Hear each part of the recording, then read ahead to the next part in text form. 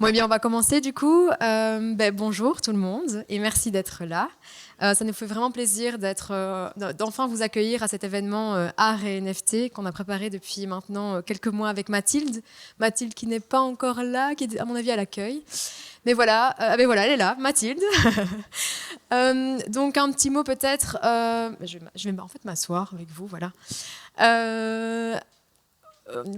En fait, l'équipe Museum Lab, elle est composée de 2 personnes, moi-même et du coup Mathilde.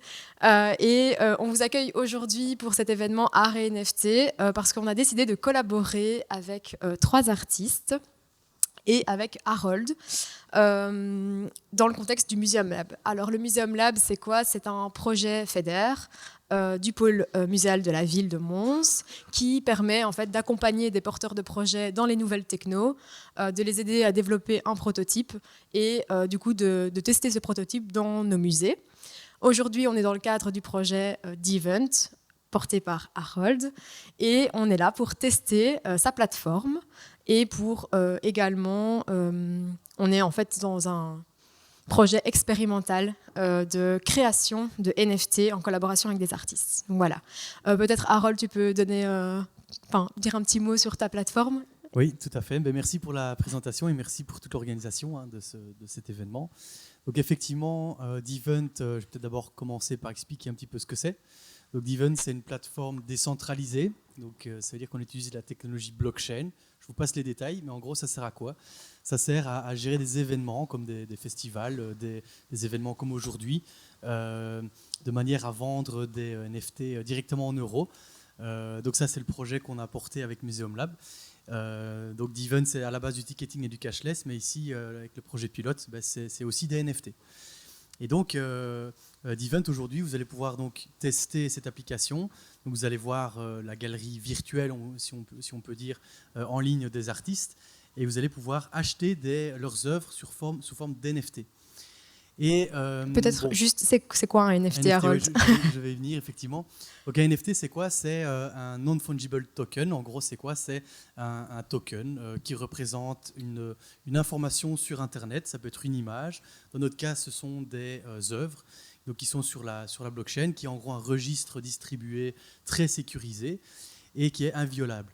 Et donc ici, les artistes ici présents ont tenté l'expérience d'enregistrer leurs œuvres sur la blockchain. Et donc, vous allez pouvoir acheter leurs œuvres sur la blockchain sous forme de NFT, qui sont comme des titres de propriété sur les œuvres physiques, en fait, et qui vous confèrent certains intérêts, comme par exemple une réduction sur des prochaines collections ou l'accès gratuit à des événements VIP, etc. Ça, on pourra en discuter après avec les artistes. Et je ne sais pas si je suis trop long ou pas. C'est très bien, c'est parfait. Voilà. Je propose peut-être de faire déjà un premier tour des parties prenantes ici de la table ronde et donc du projet. Donc on a Laurence Vray qui est photographe. On a Emeline Duval qui est plutôt artiste plasticienne. Xavier Roland, je ne dois plus vous le présenter, mais directeur du pôle muséal. On a Benoît Dumortier qui est responsable de la galerie Thanks Gallery à Mons, Harold, le porteur de projet, est donc responsable de Devent, et Emmanuel Selva, qui est un artiste également plasticien aussi. Voilà. Et moi-même, du coup, vous savez, Museum Lab. Du coup, je vous propose de démarrer avec les premières questions. Plutôt pour les artistes, et aussi, on n'a pas encore parlé de Benoît et de la Thanks. Pourquoi avoir finalement choisi, donc je me tourne vers vous les artistes et vers Benoît, pourquoi avoir choisi ce projet en fait? Pourquoi vous êtes lancé dans une telle aventure? Qu'est-ce que vous en attendiez? Je ne sais pas si je prends la parole. Je t'en prie. Mais voilà, ici, l'idée de participer à ça, c'était aussi d'ouvrir une porte et de poser des questions sur le NFT sans but prédéfini, parce que même pour nous, qu'on soit artiste ou de l'autre côté, ça reste très flou et en même temps incontournable, le NFT. Et donc l'idée, c'était de voir quelles étaient les possibilités. Donc ici, je pense qu'on est juste au tout début de ce qu'on pourrait offrir le NFT. Et puis, voilà, du côté galerie, on le voit qu'il y a pas mal de galeries qui s'ouvrent à ça, pas mal de maisons de vente qui s'ouvrent à ça aussi. Donc ça pose question. Après, voilà, pourrais donner mon avis personnel plus tard. Plus tard, Mais voilà, donc c'était au moins de débroussailler ça et de voir ce qui était possible de faire. Parfait. Peut-être Emeline ou Laurence, est-ce que vous voulez nous donner votre avis sur la question? Ce que vous attendiez peut-être de ce projet? Pourquoi vous êtes relancé là-dedans? Quels étaient vos questionnements en tant qu'artiste avant de démarrer ce projet? Par curiosité aussi, parce que voilà, c'est un monde pour lequel je n'appartiens pas, ce monde. Et donc j'ai voulu tester, voir un petit peu quels étaient les enjeux, comment ça fonctionnait, surtout ça, comment ça fonctionnait, parce que le langage, déjà il faut apprendre tout un nouveau langage. Et donc voilà, dans un premier temps, c'était pour ça. D'accord. Emeline, peut-être? C'est un peu pareil que Laurence, hein. Donc je ne connaissais pas du tout le monde du NFT. Mais vous aviez déjà des demandes? Mais il y avait des demandes par contre. Donc, c'est-à-dire c'était depuis un an, le fait de rencontrer le public en galerie, il y avait vraiment une jeune génération qui est vraiment en attente et en demande de ces images numériques. Donc, c'est-à-dire vraiment une génération qui est presque en demande, c'est-à-dire d'acheter des images. Juste une image, oui. De les avoir à la maison, mais de ne pas recevoir l'œuvre originale, donc pas recevoir le tableau, le collage ou la peinture à la maison. Oui, donc ça c'est vraiment un constat, quoi, une vraie demande. Donc ça j'ai été très surprise. Voilà. Donc j'ai rencontré peut-être 3 personnes comme ça depuis janvier, mais ça m'a quand même posé pas mal de questions. Ouais, c'est vrai. Emmanuel, peut-être je te donne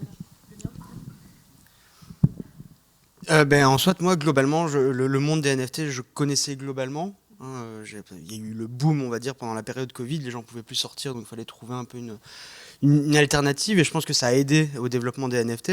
Ça m'intéressait. J'avais jamais eu vraiment l'occasion de me mettre dans ce monde-là, d'essayer d'aller plus loin, de comprendre et de faire la démarche, de créer quelque chose sans avoir pour but réel d'avoir quelque chose de physique. Et du coup, qu'est-ce qui te manquait pour justement embrayer je pense qu'il me manquait quelques conversations avec Harold pour pouvoir pour que le switch se fasse. Parce que bon, c'est un nouveau langage, puis le monde des cryptos aussi, c'est quelque chose... faut réussir faut comprendre et il faut réussir à switcher, vraiment, à comprendre, ouais. Et est-ce que du coup, ça a amené chez vous une nouvelle manière de créer finalement? Est-ce que votre process de création en tant qu'artiste a évolué ou a changé? Moi, personnellement, ça m'a apporté de nouvelles perspectives, de nouvelles possibilités, on va dire, comme un nouveau médium, quoi. Okay. Vous voulez peut-être intervenir? Dans ma manière de créer, non, mais par contre, c'est vrai que c'est peut-être une autre ouverture dans la manière dont l'image va voyager, ça c'est sûr, qui pose beaucoup de questions, ça c'est certain.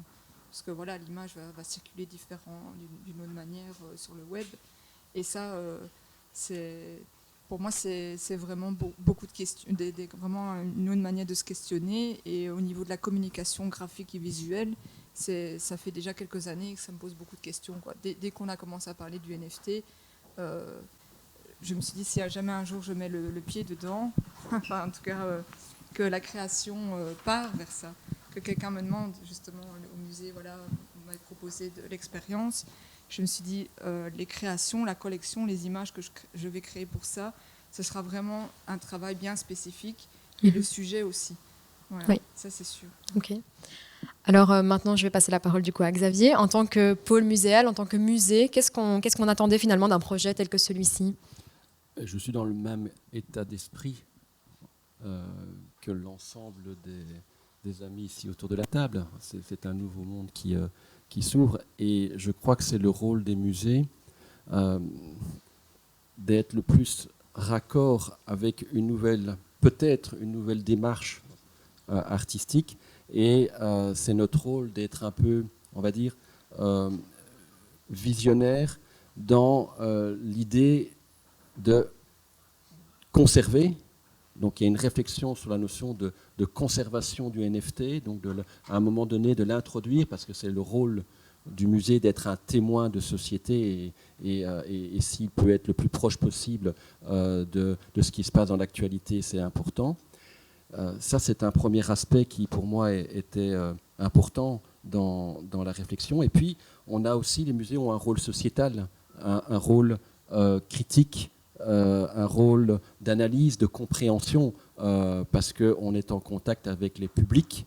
Et ce qu'on est en train de faire, ce qu'on va continuer à faire, c'est de développer un positionnement qui va servir à nos collègues, mais également un positionnement par rapport à ce qui est en train de se passer, parce que le monde dit digital, quoi qu'on en dise, même si parfois le musée on a eu le sentiment qu'il était peut-être un peu à la traîne à un moment donné, ce qui est en train de se passer là, il est important que ce langage-là, directement, le musée, en tout cas au plus vite, puisse se l'approprier, le comprendre et l'utiliser dans ses langages et dans ses modes, qui ne sont peut-être pas ceux de l'artiste, qui ne sont pas ceux des galeristes ou des salles de vente, mais il y a aussi un potentiel peut-être à retirer pour les musées proprement dit, avec les objectifs propres des musées, qui ne sont pas nécessairement des objectifs commerciaux, de traçabilité ou d'invention de pratiques artistiques en tant que telles. Ok, peut-être Harold du coup aussi pour toi tu es plutôt du coup du côté nouvelle techno, tu viens aussi du monde événementiel.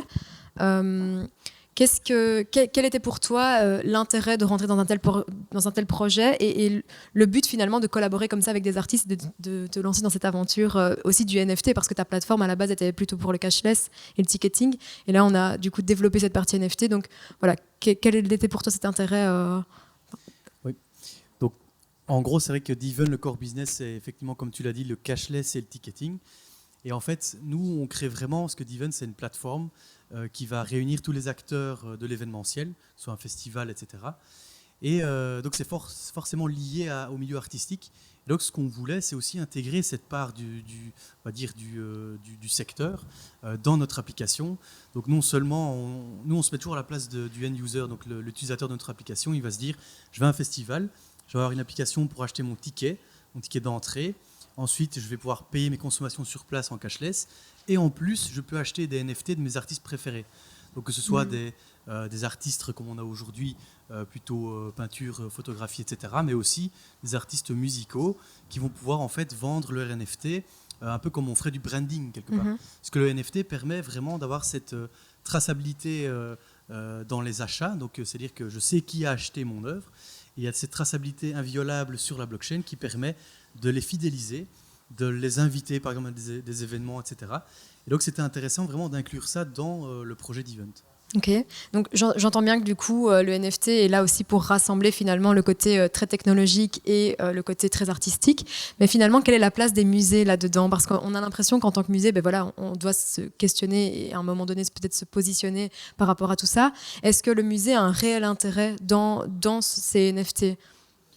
Oui, en fait, c'est comme le disait très bien Emmanuel, c'est un nouveau médium, donc à eux de prendre le pli, de prendre la révolution, entre guillemets, qui est en train de se passer dans l'art, parce que je pense que c'est un milieu qui peut être vu, en tout cas de l'extérieur, fort conservateur, et donc prendre le pli de ce genre de révolution, c'est le moment de se réinventer, et on l'a très bien vu pendant le Covid, à New York, etc., il y a des musées qui ont vendu beaucoup plus d'œuvres grâce aux NFT que ce qu'ils vendaient avant, en fait.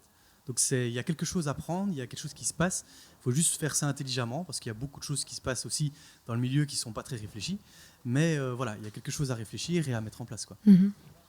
Xavier, est-ce que tu veux peut-être réagir par rapport à ça? Oui, je réagis parce que pour tout de suite rétablir, un musée ne vend pas des œuvres. Sinon, ce n'est pas un musée. Il y a la notion d'inaliénabilité d'une œuvre lorsqu'elle entre dans son patrimoine. Mais effectivement, il y a eu des expériences comme le British Museum ou les Cardo-Kusai ou autres, où le musée a exploité une image qui lui appartient et qui est généralement libre de droit, parce que c'est aussi les droits derrière ça est une grosse question.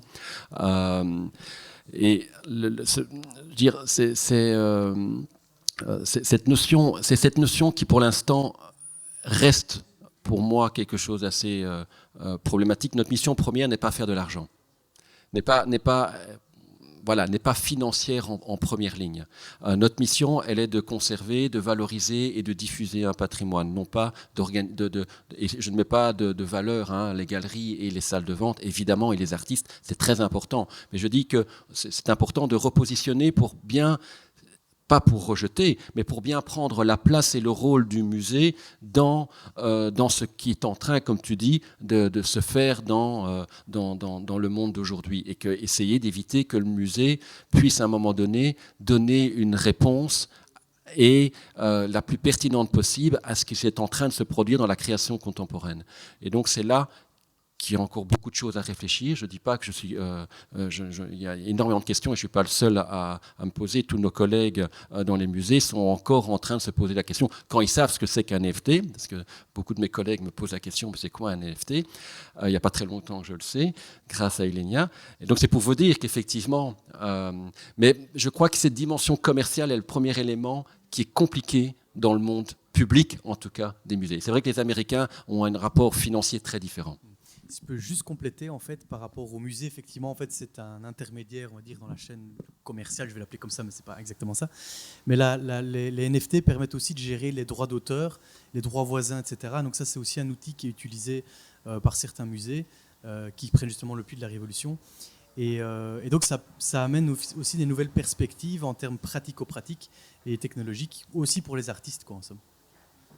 Peut-être Benoît, est-ce que tu as un avis aussi sur la question par rapport aux galeries? Moi, je me dis qu'en tant que galeriste, tu dois certainement te questionner sur la chose quand on voit que Christie's ou d'autres grosses maisons comme ça se lancent dans cette aventure. Qu'est-ce que ça... Oui, forcément, ça pose question. Après, réagir aussi sur la partie de révolution, de dire que c'est un nouveau médium. J'ai pas l'impression, pour moi, que c'est un nouveau médium, parce que pour moi, c'est pas une avancée dans le monde de l'art. C'est sur le marché de l'art. Et c'est peut-être là où il faut faire la différence. Parce que là, forcément, ça fait un boom et c'est un peu à la mode. Et du coup, en général, on va présenter des œuvres qui sont numériques. Mais l'art numérique est né avant les NFT. Bien sûr. Existait déjà. Après, là où je te rejoins, Harold, c'est sur la partie technique où là, il y a vraiment une avancée. Et je trouve que, en fait, ça devient anecdotique dans tout ce qu'on lit sur le NFT. C'est que... quand on vend une œuvre, il y a un certificat d'authenticité qui trace l'œuvre, mais qui reste un certificat papier. Quand on a une œuvre numérique ou une vidéo, ça reste compliqué par rapport à la copie et ainsi de suite, de tracer ces œuvres numériques. Et là, le NFT, pour moi, il répond techniquement, et donc c'est un apport considérable. Et au final, j'ai l'impression que cette partie-là, elle devient anecdotique par rapport au monde du NFT, par rapport au marché de l'art, où on dit que c'est une nouvelle avancée et ainsi de suite. Pour moi, l'avancée, elle n'est pas artistique, elle est technique et sur le marché de l'art. Après, c'est sûr que sur le marché de l'art, ça devient beaucoup plus facile, mais c'est vraiment sur le marché de l'art. Et c'est un peu tombé par hasard, mais dans le magazine de Art Press cette semaine ou la semaine passée, il y avait un article sur les NFT et il parlait du fait aussi que ça transitait beaucoup plus vite qu'une œuvre.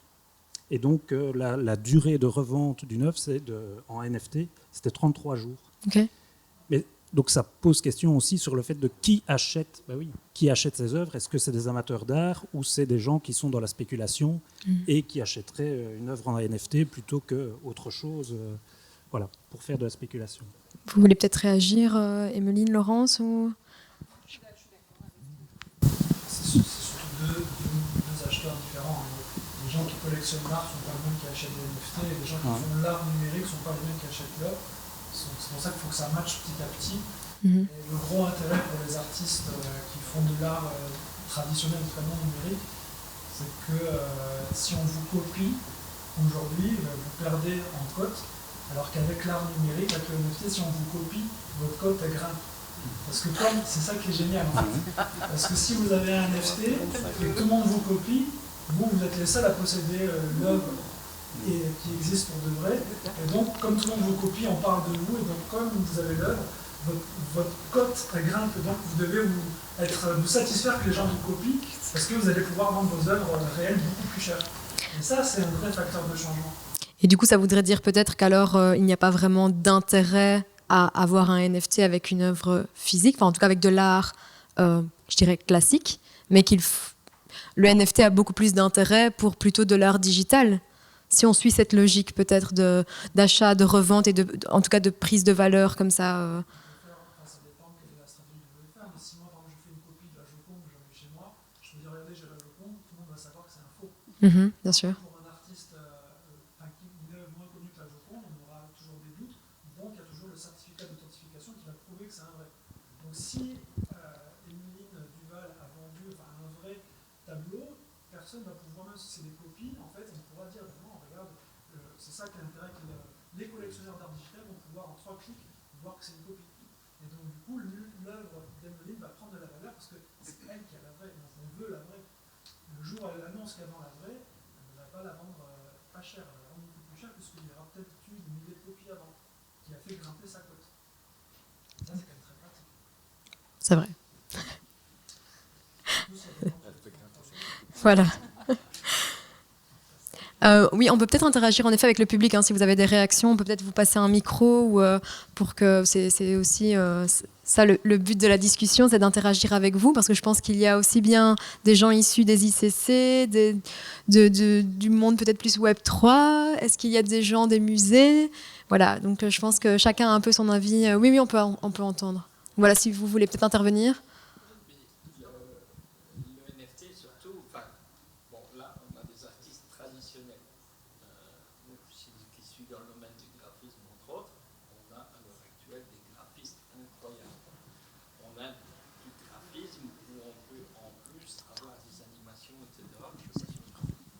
On va vous donner un micro quand même. On a à l'heure actuelle des graphistes incroyables. Le gros problème, c'est qu'on a des artistes numériques qui ont une maîtrise, qui ont une valeur incroyable sur le marché, mais qui n'arrivent pas forcément à vendre leur œuvre. Et ils vont publier sur Instagram, etc., mais ça ne va rien leur rapporter. Moi, je suis persuadé que le NFT apporte une plus-value à ces gens et c'est indéniable. De toute façon, passer à côté de ça, même pour les musées, c'est passer à côté du progrès. C'est un fait, ça va arriver, même si ce n'est pas encore mature, c'est quelque chose qui est indéniable.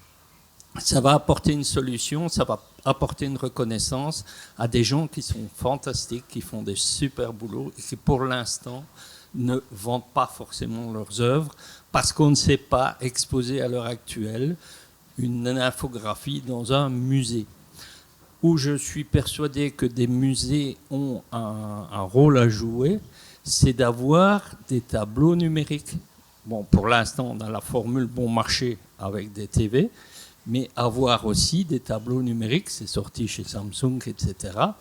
Et je vais encore extrapoler plus loin, faire sortir même le musée de son cadre. Alors là, c'est une vision peut-être fantasmagorique, mais imaginons qu'un musée qui a une collection numérique en NFT puisse avoir un accord avec des malls, donc des gros centres commerciaux, et pouvoir faire sortir l'œuvre du cadre du musée pour permettre à tout un chacun, celui qui n'a pas forcément l'envie d'aller au musée, de se rendre compte qu'il existe des choses fantastiques dans les musées. Donc, entre une pub de Pampers, si les grands centres commerciaux arrivent à trouver un deal, le but, c'est de faire reconnaître la culture à tout le monde.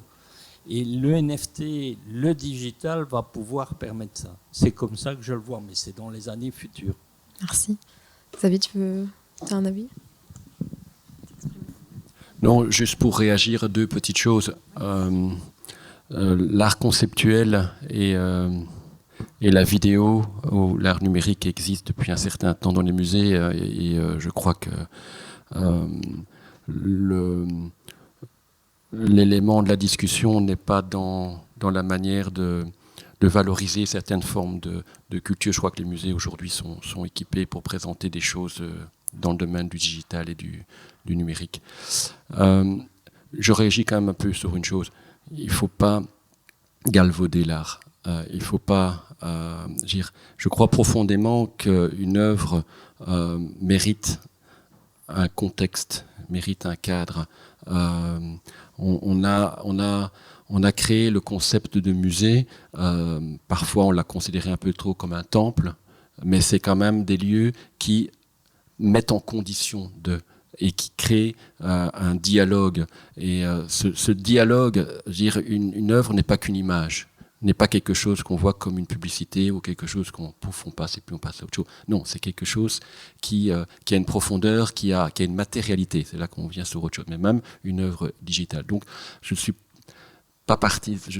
fermé à l'art public et au street art. Je dis simplement qu'il faut bien prendre en considération les formes qui sont créées en fonction de lieux. Si l'œuvre est créée en fonction d'un street art, elle est créée en cette fonction-là. Mais si pas, l'œuvre mérite un cadre.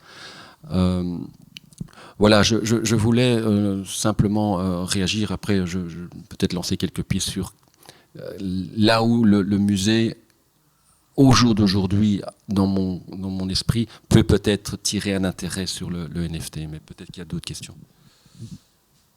Tu voulais poser ta question, peut-être prendre le petit micro. Merci. Non, donc la première, c'était effectivement ce sur quoi tu as réagi, Xavier, parce qu'étant dans la commission art numérique de la Fédération Wallonie-Bruxelles, on voit beaucoup de projets passer, effectivement, les artistes numériques, mais dans la conception où on l'a aujourd'hui, les artistes numériques, ils sont un peu vus comme des plasticiens parce qu'ils créent des installations qu'on sait montrer dans des musées.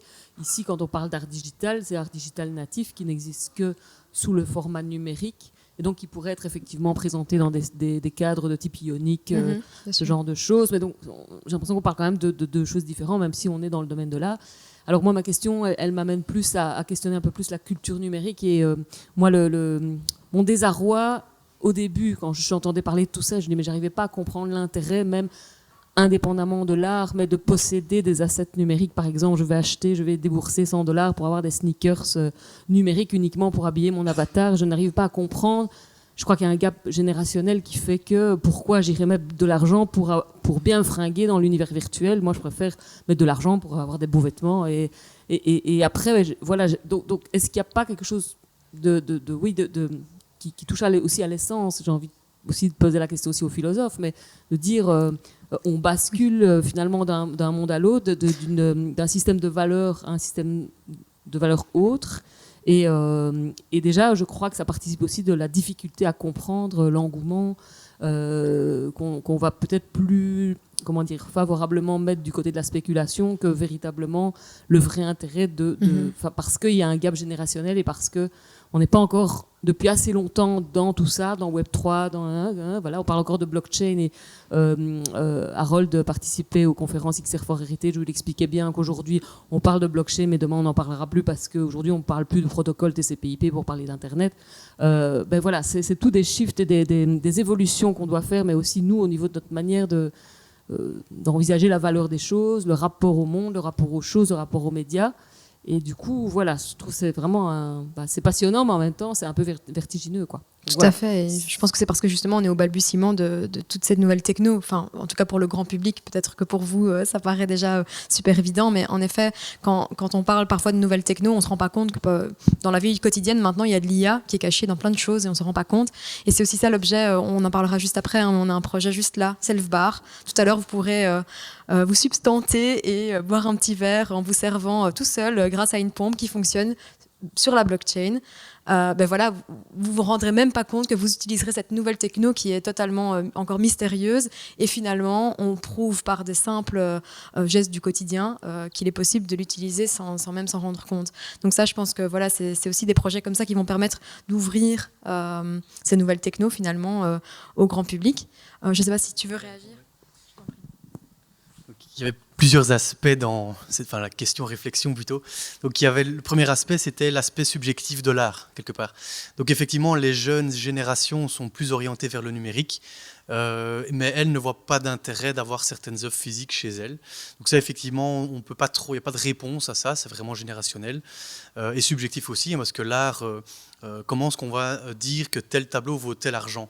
En fait, c'est l'offre et la demande, il y a un achat qui est effectué et du coup, on a un prix qui est fait. Après, il y a des curateurs, etc., qui peuvent, des experts d'art qui vont expertiser une œuvre, etc., parfois pour la déduction fiscale, etc., mais c'est un autre débat.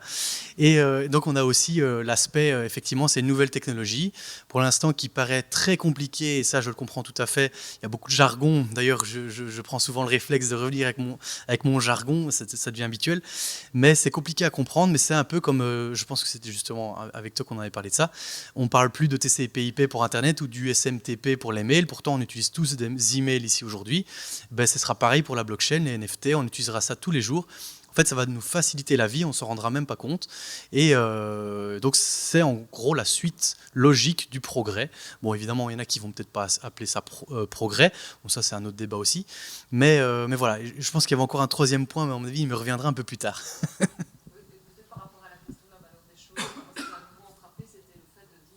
Ah oui, voilà, ça m'est revenu. Ça m'est revenu. Mais, par exemple, par rapport au virtuel, le gaming est pour moi un des secteurs où les NFT vont être très utiles. Donc déjà pour l'instant, le gaming, il y a déjà énormément d'échanges monétaires dans le gaming. On achète une épée dans World of Warcraft, pour ceux qui connaissent, toutes des choses comme ça. Ben ici, les NFT vont permettre d'avoir la propriété sur ce qu'on achète.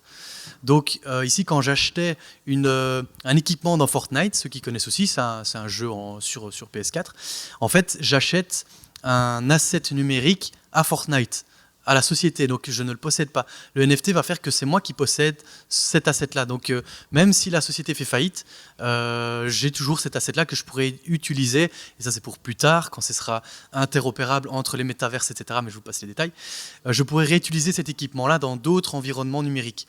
Et donc là, il y a vraiment la propriété sur des objets numériques, ce qui n'existait pas avant en fait. Enfin si, avec des contrats papier on va dire, mais on ne pouvait pas le vérifier en ligne grâce à un outil comme la blockchain. Oui. Sur la fait de donner du contexte, une sens, parce qu'il y a une communauté qui a les mêmes objectifs, qui évolue dans un même décor virtuel, etc. Et donc, du coup, on comprend le sens d'avoir. Mais du coup, moi, ça me fait poser question parce que quand on regarde les NFT dans le gaming, ça fonctionne pas du tout. En tout cas, jusqu'à présent. Les jeux sont pas encore sortis souvent. Aussi, mais pour ceux qui sont sortis, finalement, il n'y a pas l'engouement qu'on espérait. Effectivement, c'est comme l'époque des dot-com. Donc à l'époque d'Internet, quand ça a été créé, il y avait 80-90% des sociétés créées qui finalement sont mortes. Et ici, on a quelques licornes qui sortent, comme Sorare, qui est un jeu de foot, où ça utilise la technologie blockchain, les NFT, etc. On a aussi Axie Infinity, qui brasse quand même des volumes assez impressionnants. Il y a aussi d'autres jeux que j'ai en tête, comme... comment ça s'appelle encore ? Star Atlas, etc. Des jeux qui arrivent, en fait, qui ont déjà énormément de volume, même avant que le jeu sorte. Mais effectivement, après, il y a tous les dead coins, les dead projects à côté. Ça, c'est certain. Donc, il y a beaucoup de spéculation autour de ça. Et du coup, ça, c'était la partie que je voulais répondre aussi. Il y a actuellement un retour au rationnel par rapport aux NFT, où il y a eu beaucoup de spéculation. Et maintenant, on n'achète plus, en fait, simplement des JPEG qui ne représentent pas grand-chose avec un pseudo-projet derrière. Maintenant, pour vendre vraiment des NFT numériques 100%, je ne parle pas des œuvres physiques, il faut vraiment qu'il y ait derrière un projet de communauté, soit de gaming, ou vraiment quelque chose de consolidé avec des partenaires, vraiment quelque chose de solide, quoi. Et donc, ça, c'est l'aspect spéculatif qui a terni un petit peu l'image des NFT. Ça, j'ose espérer que c'est derrière nous, et maintenant, on va arriver dans une phase de productivité des NFT, quoi. C'est pas vraiment une question, mais Raoul, on se connaît un petit peu. Je suis dans le domaine depuis 2016. Je suis ici en tant que représentant de la plateforme openyourart.io, qui est une plateforme d'échange de NFT dans le domaine de l'art, mais aussi en tant qu'éditeur. J'ai la maison d'édition Luc Pire et Renaissance du livre. Et chez nous, on est occupé à regarder comment transformer, donc tokeniser un livre, de manière à pouvoir avoir un livre en NFT qui puisse donc avoir la date d'antériorité indiscutable pour l'œuvre, donc certificat, exactement le même principe, avoir la possibilité d'avoir un pêle-mêle numérique, c'est-à-dire quand on revend le livre, nous récupérons en tant qu'auteur et en tant qu'éditeur 10% de la valeur de chacune des reventes ultérieures, et alors à ça s'ajoute, et ça c'est les contrats smart contract ERC20 aujourd'hui qui permettent de faire ça, nous dédions une partie de la rémunération à la traduction. Ce qui veut donc dire que nous pourrions à ce moment-là avoir le bouquin traduit en swahili, en anglais, en serbo-croate et avoir 10% pour le traducteur, quels que soient les revenus, pour autant qu'on trouve une plateforme de vente du bouquin. Donc il y a une fonctionnalité dans la commercialisation du livre qui est assez géniale en NFT. Et donc, il y a aujourd'hui, c'est vrai qu'on a eu cet épisode un petit peu comique avec les yoga club, avec tous les ApeCoin et toutes ces choses-là qui ont mis des prix de fou pour des œuvres lamentables. Mais aujourd'hui, c'est vrai, cette rationalité revient et on commence à regarder à quoi peuvent servir les NFT. Et ça, c'est une fonctionnalité, mais qui en même temps permet à un artiste de plus vendre et sur la planète entière. Donc il faut chercher, il faut creuser.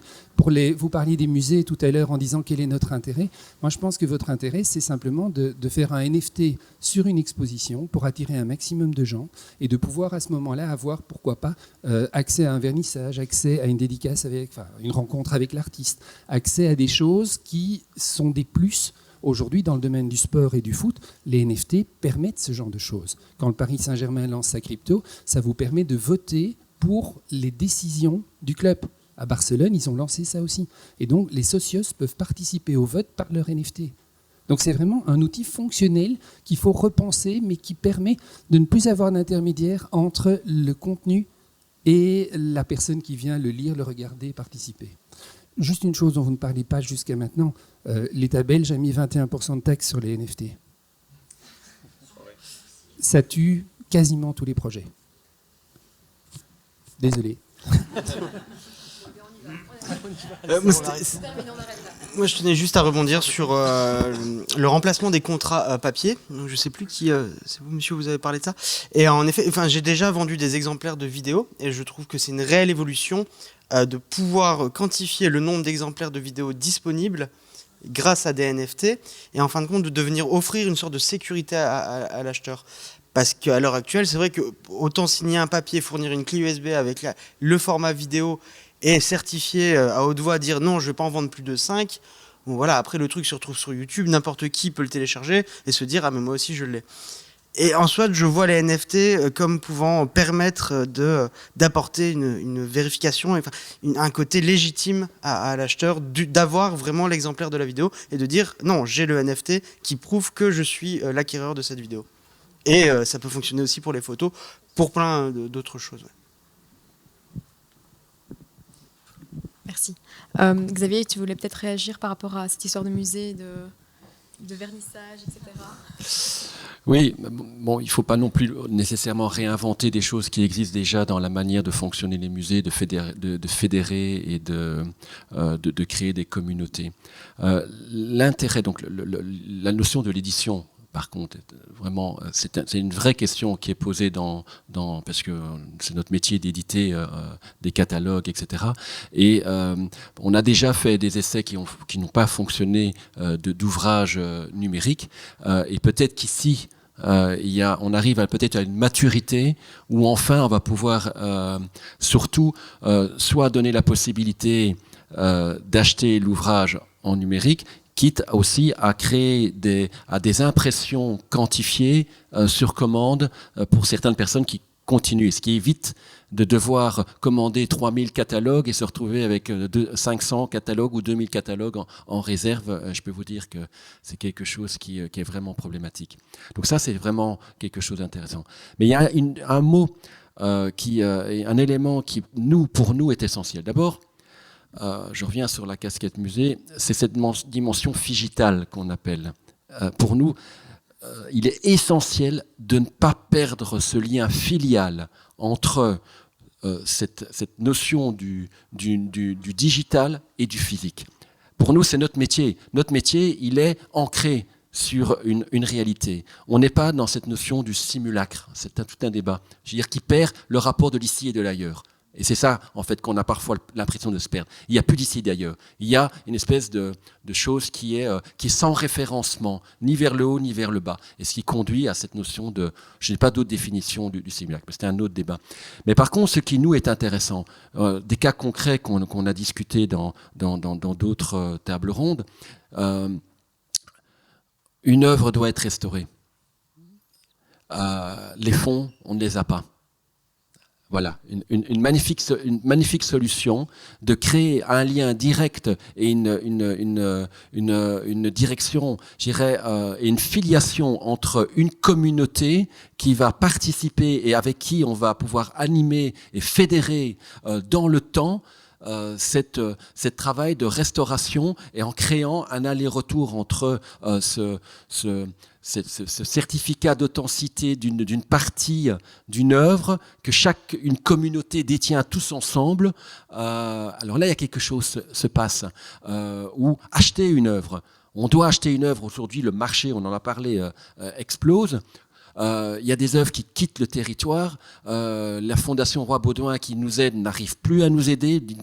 Et donc là aussi, il y a une solution de créer d'un point de vue constitution d'un fonds d'acheteurs via le NFT et qui vient. Et alors à ce moment-là, il y a une véritable animation, il y a une véritable communauté. Et je crois profondément en ce terme de micro-communauté qui peut se fédérer dans ce rapport figital entre l'objet droit de propriété et l'œuvre physique. Et là, il y a des portes qui s'ouvrent réellement. Je pense aussi que par rapport à cette histoire de communauté, donc dans nos musées, on a déjà du coup des communautés qui existent et qui sont invitées à des vernissages, à des soirées VIP. Ça existe déjà. Donc en effet, on ne doit pas réinventer la roue. Par contre, je pense qu'on n'atteint pas les mêmes publics. Via des NFT, on atteint peut-être un public plus connecté, peut-être plus jeune. Je ne sais pas encore très très bien cibler ce public-là, mais voilà, on atteint d'autres publics que peut-être les publics de nos communautés actuelles, physiques, qui sont déjà, on va dire, engagés et invités à des vernissages, etc. Donc ça, c'est peut-être aussi un élément de réponse. Moi, ce que je voulais peut-être poser à Laurent, c'est est-ce que toi aussi, tu as cette vision comme Emmanuel de ce changement, le fait que le NFT peut apporter quelque chose dans la revente de tes photos? Est-ce que tu y trouves aussi un peu ton compte à ce niveau-là? Est-ce que ça change un peu ta vision des choses? C'est un peu trop tôt pour y répondre. Mais par contre, moi, ce qui m'intéressait, ce que j'aime dans la photographie, c'est la grammaire, donc c'est-à-dire son support. Et donc, ce qui m'intéressait ici, bon, ici c'est des TV, mais c'était effectivement de pouvoir voir l'image sur des écrans qui apporterait un autre rendu, qui aurait une autre lecture et une autre grammaire de la photographie. Voilà, donc pour le reste, c'est un peu trop tôt. En effet, c'est vrai qu'on est au tout début de ce projet. Donc, ici, dans le projet, on est allé vraiment de manière assez light. Premier step, on a surtout en fait des copies digitales de projets physiques. Hein. Il est vrai que ça n'a peut-être pas beaucoup d'intérêt comme ça à première vue, mais c'était pour nos artistes aussi une première manière de se questionner et de rentrer dans cette nouvelle techno. Ça a posé pas mal de questions, je crois. On a fait pas mal de brainstorm, et voilà, ça pose plein de choses. Comment on l'affiche, comment on crée tout ce storytelling, comment finalement après on communique aussi sur les réseaux. Est-ce qu'on doit forcément après aller dans le méta ou pas? Enfin voilà, ça pose vraiment plein de questions. Donc je pense que là, c'était le step 1 de ce projet. Moi, ce que j'ai envie peut-être de savoir, bon voilà, on va voir ici au fur et à mesure de ces quelques heures, de cet après-midi, ce soir, demain, il y aura encore du public. Est-ce qu'il y aura des ventes ou pas? On ne sait pas encore. Et on verra dans les prochaines semaines. Mais ce qui est important aussi peut-être, c'est de vous en tant qu'artiste dans cette collaboration. Comment vous vous êtes senti? Est-ce que ça a déjà répondu à quelques-unes de vos interrogations? Et aussi, est-ce que déjà à ce stade-ci, vous pourriez, en ayant vu par exemple le travail, donc tout à l'heure on va vous montrer également, il y a Artecom qui est présent avec notamment 2 artistes qui ont accroché des œuvres. Grâce à Artivive, vous pouvez voir ces œuvres s'animer avec de la réalité augmentée. On a Martin qui est ici pour Noir Artiste avec une galerie virtuelle et du coup de la réalité virtuelle. Donc est-ce que déjà, vous en tant qu'artiste, après ce premier step, en voyant tout cela, est-ce que vous vous dites déjà, tiens, j'ai bien envie d'aller un step plus loin et peut-être animer mes œuvres, aller encore plus dans le storytelling, voilà. Est-ce que c'est déjà des choses qui émergent en vous? Je tenais juste à préciser, en fin de compte, moi personnellement pour ce projet, j'ai vraiment joué le jeu de créer des NFT et du coup de les adapter afin de pouvoir les imprimer. Et je tenais quand même à dire, moi dans mon processus créatif, du coup ça m'a un peu chamboulé parce que je n'avais plus ce rapport à la matière, à la peinture, à l'installation ou simplement à la photo. Mais là j'ai vraiment dû penser le résultat final comme étant quelque chose qui allait s'afficher sur un écran. Mais sans pour autant me dire, ok, ça va s'afficher sur un écran que je connais ou de plus ou moins telle taille. Et je me suis dit, il faudrait que le résultat puisse être agréable à regarder, que ce soit sur un écran de téléphone. On a tous des téléphones différents, sur une télé, sur un ordinateur, sur un écran pas calibré. Parce que voilà, je veux dire. Et c'était un exercice qui demandait une réflexion relativement nouvelle, en tout cas pour moi. Et du coup, la création physique qui a été faite par la suite était encore une étape supplémentaire, mais qui n'était pas, qui était intéressante, qui n'était pas dénuée d'intérêt, parce que c'était, pour moi, rajouter une couche supplémentaire, rajouter une dimension supplémentaire, mais au final, la réflexion de base était similaire par rapport à la création d'une autre œuvre. C'est juste la démarche, la réalisation et tout le processus est quand même relativement chamboulé, parce que la finalité n'est pas du tout la même.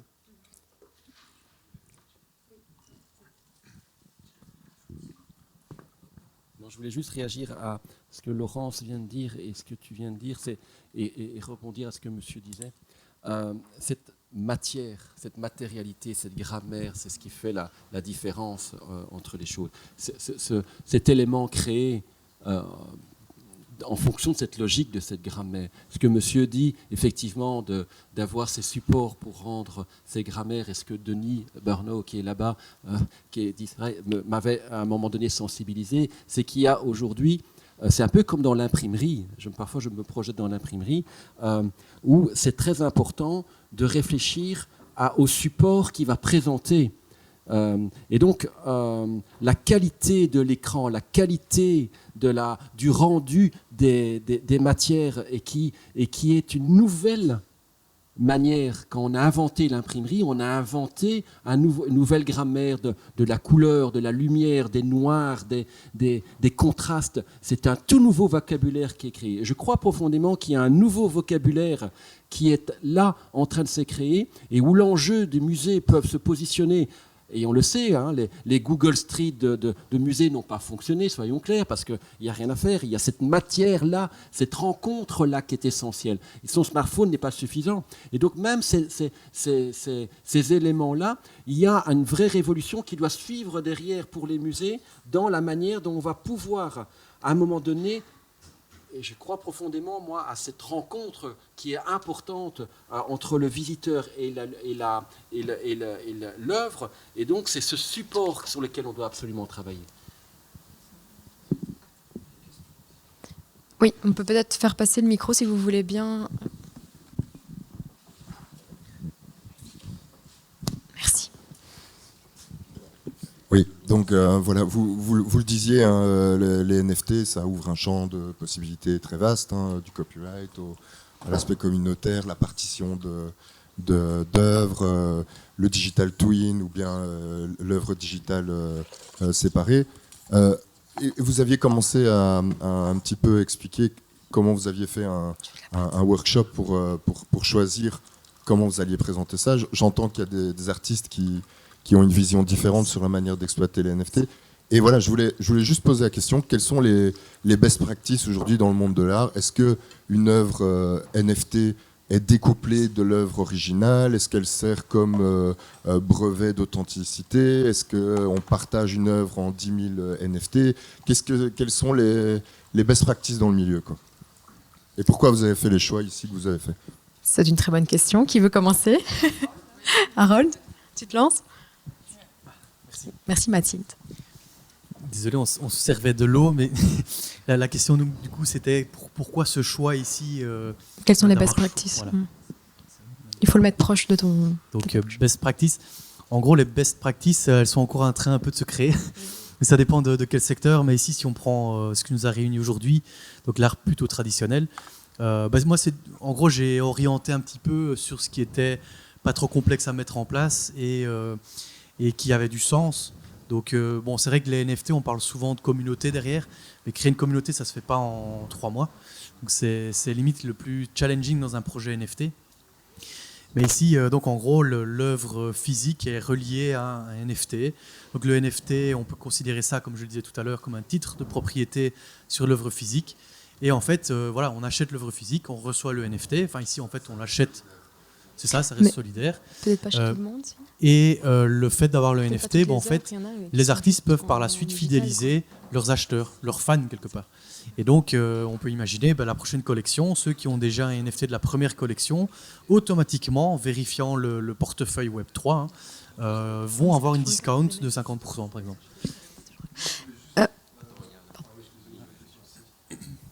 Allez-y. Je ne comprends pas à quoi sert finalement un NFT quand on fait une œuvre physique. Parce que l'œuvre physique a déjà elle-même son propre certificat. Si on commence à faire en soi une copie de cette œuvre originale en NFT, on crée une deuxième œuvre avec un deuxième certificat. Il ne faut pas voir ça comme une deuxième œuvre, il faut voir ça comme un titre de propriété, comme si c'était le papier, mais en ligne, de manière à ce qu'on puisse faire du branding quelque part, comme du branding. C'est un peu comme une base de données qu'on va gérer avec la blockchain. Donc on n'a pas besoin de commencer à avoir une database chez soi. En fait, ça va vivre tout seul sur le Web 3. Et les gens qui ont acheté l'œuvre donc auront ce fameux NFT qui va servir comment dire, de passe un petit peu comme un fan en fait, qui va pouvoir accéder à des événements, etc. Il faut vraiment voir ça au niveau fidélisation des acheteurs. Donc c'est pas on peut appeler ça un jumeau numérique, mais c'est pas tout à fait correct. C'est vraiment le titre de propriété avec les petits plus qu'il y a en fait qui va être offert par l'artiste. Grégory, tu veux peut-être réagir. Grégory va réagir. Une œuvre physique, si on la partage, en fait, on la divise. Par contre, avec la digitalisation, quand on va dématérialiser les choses, on va les multiplier. Par exemple, on va toucher un public qu'on ne touchait pas. Donc si on a fait une œuvre physique et en même temps une œuvre digitale, ça permet en fait de faire une exposition digitale pour toucher les gens qui de toute façon ne vont pas venir voir l'œuvre en physique. Ce pas des acheteurs physiques qui ne vont pas visiter les musées, mais eux ils sont intéressés pour être dans le métaverse, ils sont intéressés pour aller acheter du digital, donc vous touchez un public que vous ne touchez pas. Oui, on vient. Voilà, mais je pense que dans le cadre de cette exposition, il faut vraiment voir les achats possibles comme étant des bundles. On achète une œuvre numérique, on achète un NFT et on a aussi une œuvre physique avec. Mais en tout cas, moi, dans mon cas, les deux peuvent être exposés, installés différemment. Voilà, les deux ne sont pas liés ad vitam aeternam. Je pense que là, il faut vraiment voir ça comme ça, aussi pour amener les NFT et les démystifier et ne plus faire peur aux gens avec ça, quoi. Juste pour revenir dans la manière dont tu expliques ça, où moi j'ai l'impression que c'est ta manière de l'utiliser comme ça. Mais alors que, oui, voilà, c'est ça. Alors que, comme on le disait, il y a mille manières façons de faire. d'utiliser le NFT.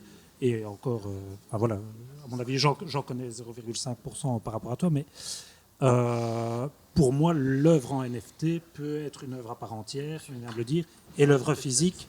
Voilà, c'est ça, dans ce cas-ci, et la partie intégrée au NFT, comme tu disais, de fidéliser, d'avoir des avantages et ainsi de suite, ça, c'est une possibilité, mais qui n'est pas dans une pratique non plus, ni du marché de l'art, ou en tout cas de ma manière de le voir, quoi. En tout cas, ici, je dois dire qu'on n'a pas exploité cette partie un peu membership card. Voilà, c'est un step plus loin, je crois. On a d'abord commencé à se questionner sur le NFT, qu'est-ce qu'on fait. Et je pense qu'ici, il y a quand même des œuvres qui sont présentes en digital, mais qui ne sont pas présentes en physique. Et que voilà, si on les achète, on achète l'œuvre digitale, mais pas l'œuvre physique. On repart pas avec l'œuvre physique sous le bras, quoi. Donc voilà, ça aussi, c'est aussi tout ça qui nous a questionnés quand on faisait des brainstorms ensemble. C'était qu'est-ce qu'on offre finalement aux gens. On voulait pas aller déjà dans le trop compliqué parce que ça prend déjà du temps de mettre tout ça en place et de commencer simplement à comprendre et à sentir les choses en termes de nouvelles techno. Et donc un premier step, ça a été de se dire, bon ok, avec quoi les gens vont repartir finalement en achetant le NFT? Simplement le digital? Est-ce qu'ils repartent aussi avec le physique? Enfin voilà. Et ça a déjà questionné pas mal, je crois, nos artistes, quoi. Et en fait, donc pour compléter un petit peu les différents points de vue qu'on a eus, donc créer un jumeau numérique, par exemple une œuvre physique avec 10 exemplaires, il faut qu'il y ait un intérêt à acheter cet exemplaire, parce que si c'est juste un JPEG, comme je le disais tout à l'heure, il y a le retour au rationnel. On ne va plus acheter juste des JPEG. Par contre, les Bored Ape, donc ce sont des photos de singes qui ont été vendues jusqu'à 200 000 dollars. Mais par contre, c'est très intéressant. Moi, je connais quelqu'un qui a un CryptoPunks. Il a rentabilisé son investissement en 2 mois. Parce qu'en fait, c'est un club. C'est un peu comme le Rotary ou d'autres choses comme ça. On a accès à des investissements qui sont vraiment uniques et très limités. Et en fait, on va investir, beaucoup dans ce JPEG, mais c'est plus qu'un JPEG, c'est un club qui est derrière, un club d'investisseurs. Il y a aussi des soirées sur des yachts, etc. Mais bon, ça, c'est autre chose. Et en fait, en quelques mois, on fait x2, x3, x4, tellement c'est super intéressant. On est insider, on a des informations d'investisseurs. Donc voilà, ça, c'est le côté aussi à quand même démystifier par rapport aux fameuses photos de singes, quoi. Est-ce qu'il y a peut-être de l'interaction dans la salle, des questions, des...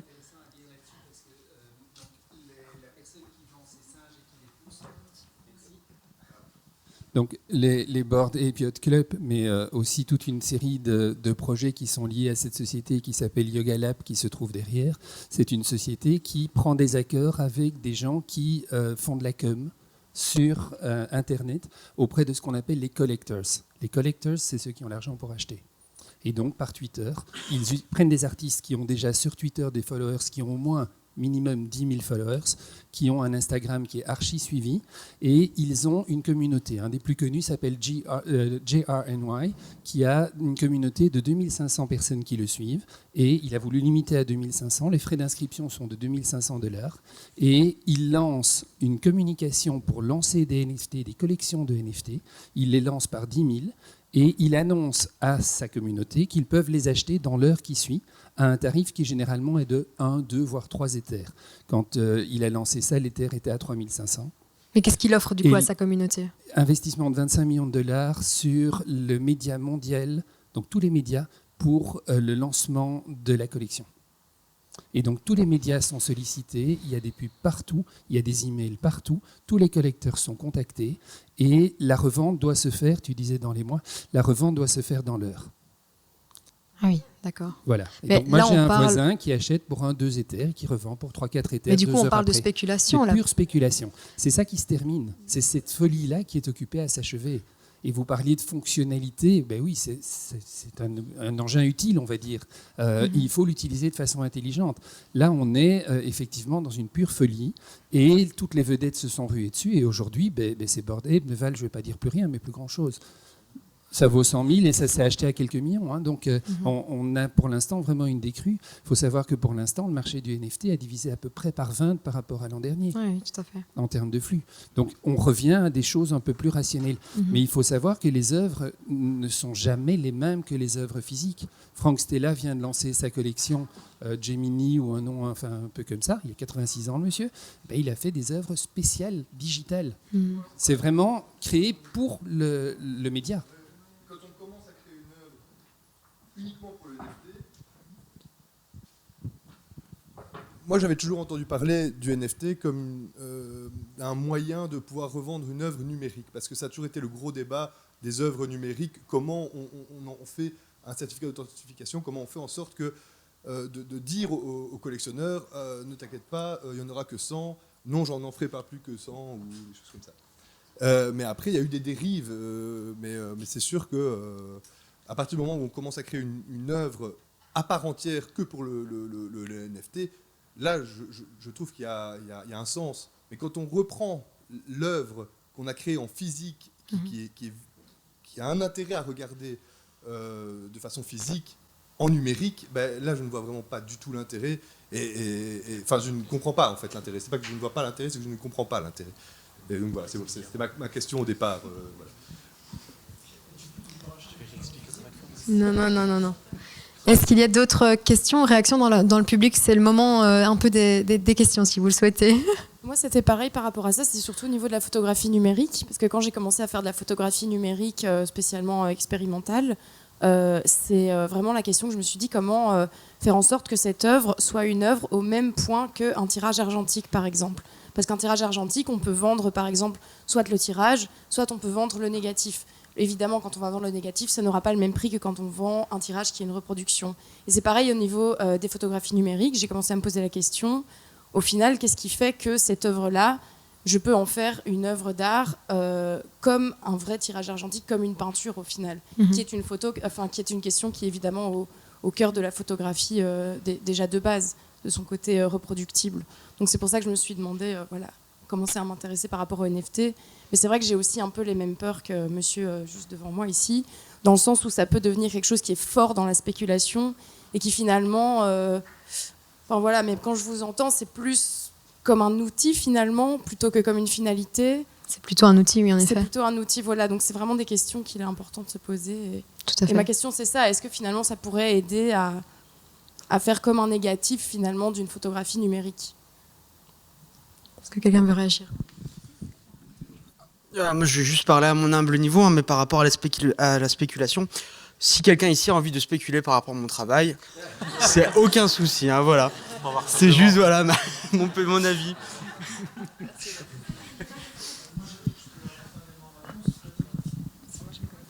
Donc, ce qui est intéressant quand vous avez un double numérique qui est NFT par rapport à une œuvre physique, c'est que vous pouvez garantir que c'est comme un certificat d'authenticité, mais encore beaucoup plus traçable qu'on ne peut pas faire de copie. La seule chose que vous ne pouvez pas faire, c'est que si vous vendez votre œuvre physique à un particulier et que vous le vendez le NFT en même temps, rien ne va pouvoir garantir qu'il va prendre soin de l'œuvre physique. Donc l'idée sera plutôt de détruire à ce moment-là le NFT. Par contre, si vous vendez le NFT à un musée qui, lui, a des critères beaucoup plus stricts de conservation de l'œuvre, alors il peut conserver le NFT pour le revendre par la suite. Et là, c'est encore différent parce qu'on va être sûr que l'œuvre qui est dans le musée sera la vraie parce qu'il y a le NFT qui va avec. Ça dépend en fait du type de public que vous avez. Si vous avez des collectionneurs qui peuvent garantir la conservation de l'œuvre, alors c'est intéressant d'avoir le NFT. Si c'est juste pour le vendre à monsieur, madame, tout le monde qui va l'accrocher chez lui, si ça se trouve, le chien est venu derrière, il a gratté avec la patte, l'œuvre ne vaut plus rien, le NFT, vous n'allez pas pouvoir le revendre. Donc du coup, ça dépend en fait des cas d'usage. Il faut poser la question, quel est votre public, quels sont vos acheteurs, est-ce que c'est intéressant que je fasse du NFT ou pas? Est-ce que oui, je peux en faire sur certaines conditions, mais c'est pas d'office, dès que j'ai une œuvre, j'ai un NFT derrière. Des fois, il n'y a pas l'utilité, des fois, il l'a. Il faut se poser la question par rapport à... Ben, c'est ça, c'est là où ça rend beaucoup plus rare. C'est si vous faites une collection de NFT de photos, mais vous dites c'est que des photos que vous aurez en NFT, il n'y aura pas en physique, ben, ça donne justement de la valeur à ces NFT. Et c'est ça qui est intéressant. Parce que si vous vendez des œuvres qui valent rien, ça ne vous intéresse pas en tant qu'artiste. Donc qu'est-ce qui rajoute de la valeur ajoutée en fait? Justement, il y a un artiste, bon, je ne sais pas son nom, je crois que c'est un bruxellois, je ne sais plus. Il a fait plein d'œuvres physiques, il a créé des jumeaux numériques, NFT, et puis il a brûlé toutes les œuvres physiques. Donc ça illustre justement ça. Oui, c'est ça. Ouais. Tu peux réagir peut-être? Il y a même pire, un collectionneur qui a brûlé un Frida Kahlo parce qu'il avait transformé en NFT et il ne voulait plus que l'œuvre soit vendue en tant que physique. À ce propos-là, j'ai... Il y a une question dans le fond, s'il vous plaît. À ce propos-là, j'ai une question technique, c'est est-ce qu'il y a un moyen, quand on crée le NFT par rapport à une œuvre physique, est-ce qu'il y a une prise de trace sur l'œuvre physique qui permet de garantir le couplage? Et donc un jour, j'ai une sculpture devant moi, comment est-ce que je peux faire pour voir si elle correspond bien au NFT qu'on prétend être celui de la sculpture? Excellente question. En fait, on a eu le use case, bon, c'est pas de l'art, mais c'est des diamants. Donc en gros, on a inscrit avec une gravure laser invisible à l'œil nu dans des diamants qui sont liés à un NFT sur la blockchain. Donc le NFT, en fait, reprend toutes les données, les caractéristiques du diamant. Et à tout moment, on peut, avec une loupe, regarder le numéro de série gravé dans le diamant et faire le lien avec le NFT. Pour l'art, j'ai déjà posé la question plusieurs fois. On est encore aux prémices de cet aspect-là. C'est vrai que les NFT n'ont pas forcément été utilisés pour des œuvres physiques, mais on pourrait graver quelque chose sur une œuvre, mais alors ça va détériorer l'œuvre et c'est très compliqué. Ou alors, il y a une solution, en discutant, en brainstormant, il y a des techniques. C'est ça. Il y a aussi même une technique intéressante, c'est carrément on a une signature atomique d'une matière, et en fait elle va être unique, et ça permet d'identifier, un peu comme une waveform d'un son, MP3, on va pouvoir faire le lien entre le NFT et l'œuvre physique. Parce que ça va être numérisé, et un peu comme un serial number, inscrit dans le NFT, et il n'y aura qu'une seule œuvre physique dans le monde qui correspondra à ce code. C'est ça. Là on est dans l'expérimentation. Hein. Dans la technologie... Ça, on entend. Okay, ça fonctionne. Oui, dans la technologie, vous avez aussi des dispositifs qui ont des fonctions physical unclonable function qui peuvent être intégrés dans la sculpture pour lire cette fonction qui ne peut pas être clonée et qui est liée à l'adresse NFT. Je ne suis pas sûr d'avoir bien compris. Il y a un dispositif électronique. Ça existe quand ça? Une fonction unclonable physique, disons, qui est liée au dispositif électronique, qui contient l'adresse sur la blockchain de l'NFT qui peut être utilisé. Ouais. Top. Ouais, un peu ça, comme une puce NFC. Tu veux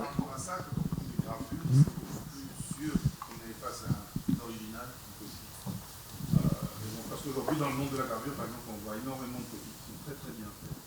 Et où d'ailleurs on va ajouter un peu de foulage et tout, et donc certains experts se font avoir. Et donc je trouve que par rapport à ça, il y a des use cases qui sont vraiment beaucoup plus pertinent que la pratique actuelle qui est d'avoir un vrac papier avec la gravure ou moi de la graffer dessus, ce qui serait quand même un peu rock'n'roll.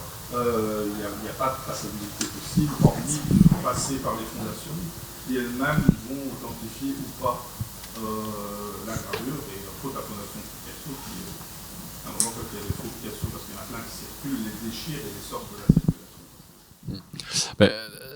circulation.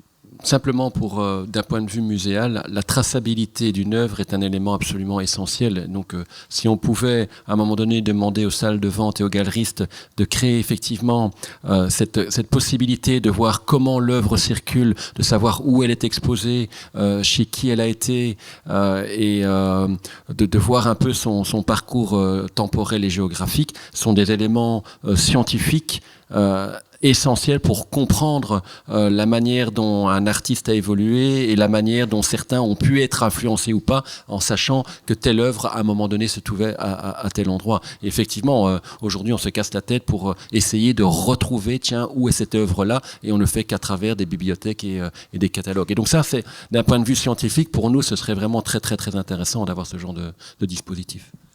Juste une petite seconde. Malheureusement, Benoît doit nous quitter, mais on continue la séance questions-réponses. Mais voilà, merci Benoît en tout cas pour ton intervention. Oui. Oui, Vincent, tu voulais peut-être réagir ? Oui, moi je voulais peut-être rebondir dans un autre sens de l'usage du NFT. On parlait des Bored Ape tout à l'heure, les fameux singes. En fait, vous savez que là, justement, c'est tout l'inverse qui se passe. Quand vous achetez un Bored Ape, en fait, vous avez le droit de faire ce que vous voulez avec. Le NFT vous donne le droit d'en faire le logo de votre entreprise, de les imprimer à l'infini sur votre t-shirt, de les vendre. Et c'est ça qui fait la valorisation quelque part. Donc, au lieu de peut-être toujours penser avec le filtre de la restriction, de la régulation, traçabilité, il y a un autre cas d'usage qui est plutôt ouvrir le spectre et la bande passante et de se dire c'est quoi l'avenir de quelque chose de plus open source. Et de plus en plus, les communautés autour des NFT se disent open source et c'est peut-être un cas d'usage qu'il faut peut-être plus creuser à l'avenir. Est-ce que quelqu'un a une autre question ou veut réagir par rapport à ce que Vincent vient de dire ? Moi, personnellement, en tant qu'artiste, je veux dire, je comprends très bien que ça puisse être un cas possible, une possibilité, mais personnellement, en tant qu'artiste, j'ai envie d'avoir quand même un contrôle de l'image qui est faite de mon travail par la suite. Parce que c'est quand même toujours le risque de retrouver son propre travail, et donc sa propre personne, je veux dire, dans un contexte qui peut ne pas convenir et peut-être porter préjudice. Ça dépend comment l'image est créée aussi. Oui. Tu voudrais réagir ? Oui.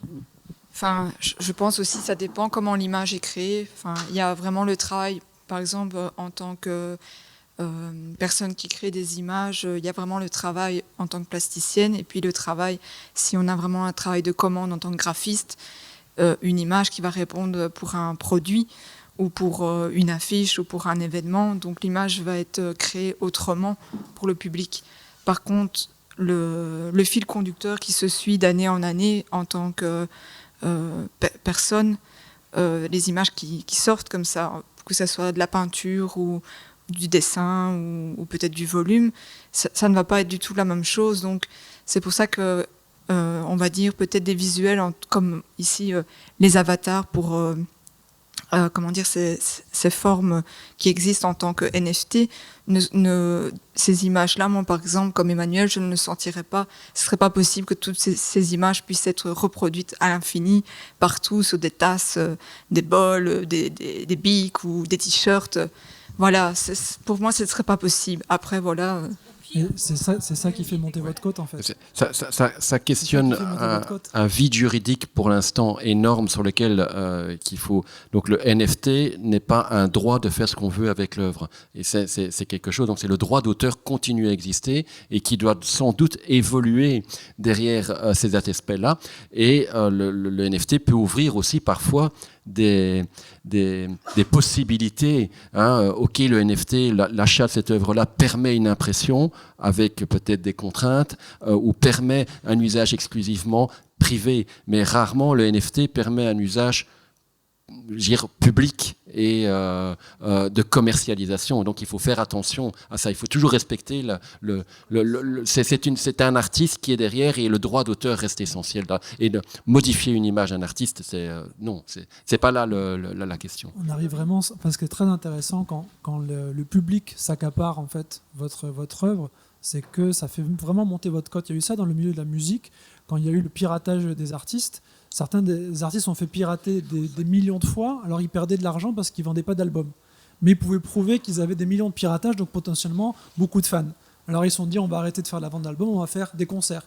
Ils ont fait plus de concerts qu'avant, mais quand un artiste a des millions de fans, il ne fait pas des concerts avec des petits cachets, il fait des très très gros cachets. Et donc la vente, le montant des cachets artistiques a été multiplié par 10 par certains artistes, donc c'est une autre façon de faire de l'argent. Et si un jour vous dites, ok, mon travail est utilisé partout, mais c'est des copies.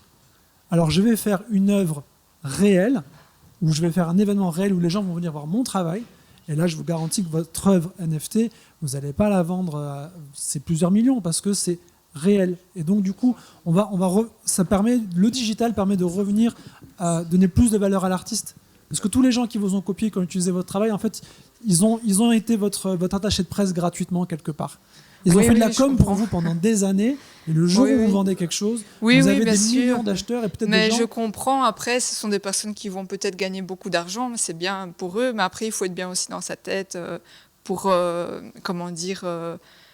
pouvoir vivre ça aussi psychologiquement, et aussi être sûr de pouvoir philosophiquement assurer ça, je veux dire, voilà. Mais il faut comprendre qu'un artiste, en fait, il donne un message.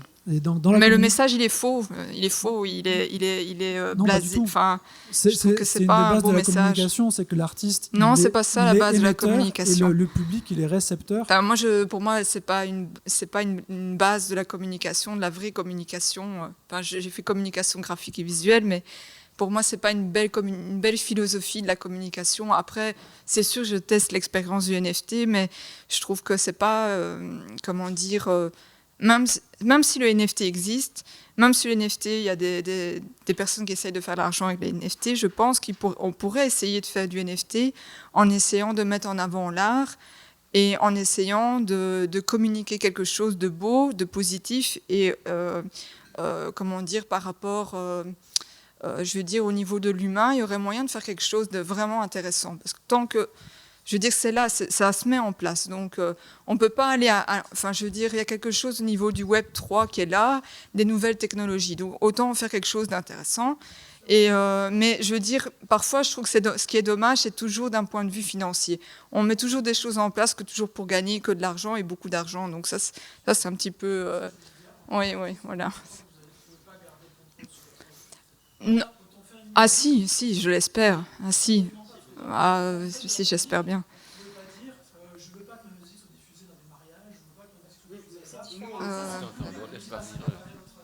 Si vous faites une œuvre artistique que quelqu'un achète, il veut la mettre toute la cheminée ou dans les toilettes, mais il en fait ce qu'il veut, il a acheté ça. Oui, ça, à la rigueur, que c'est dans le privé, c'est bien, mais aussi en tant que photographe, il y a la récupération qui peut être faite par des partis politiques ou par des choses pour le. Mais ça pourrait arriver. On est vraiment dans. Il faut être vigilant. On est dans un monde où les frontières sont floues, et donc il y a une grande vigilance à avoir par rapport à ça. Voilà, moi je ne voudrais pas que mes photos soient récupérées pour une campagne politique qui ne me corresponde pas ou pour. Mais il y a une chose, je ne partage pas tellement votre point de vue.